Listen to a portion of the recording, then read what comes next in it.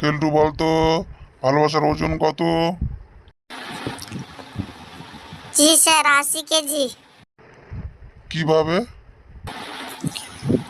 ভালোবাসা হলো দুটি মনের মিলন।